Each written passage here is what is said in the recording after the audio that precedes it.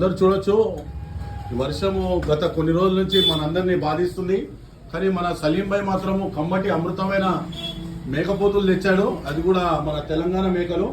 మన సలీం భాయ్ గారు ఏమంటున్నారంటే, వర్షం పడి ప్రకృతి విలయంలో ప్రతి ఒక్కరూ మరణించబోతున్నారు. అతి తొందరలో మరణించే ముందు ఆయన మాంసాన్ని తీసుకొని కమ్మగా తిని చనిపోవాలని ప్రతి ఒక్కరిని అతను కోరుకుంటున్నాడు. అతన్ని ఒక 2 నిమిషాలు మనం మాట్లాడదాం. నమస్కారం సలీం భాయ్ గారు, ఈ 2 విషయాల్లో మీరు చెప్పండి. ఈ వర్షాలు ఏంటి ఇలా పడుతున్నాయి? అందరికీ నమస్కారం. ఈ వర్షాలు పడేది ఏమంటే మనం తెలంగాణలో చాలా సుఖపడుతున్నారు అందరు. దాని గురించి మీదోడు అంటున్నారు, మీరు ఇంత సుఖపడతారా, మిమ్మల్ని చూపిస్తా అని వానలు మొత్తం గలగలా చేస్తుండు.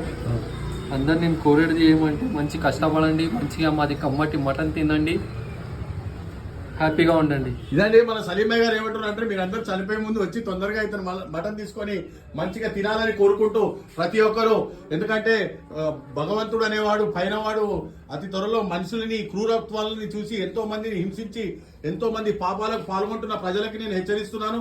మన సలీం భాయ్ దగ్గర హెచ్చరింపులు జరుపుతున్నాను.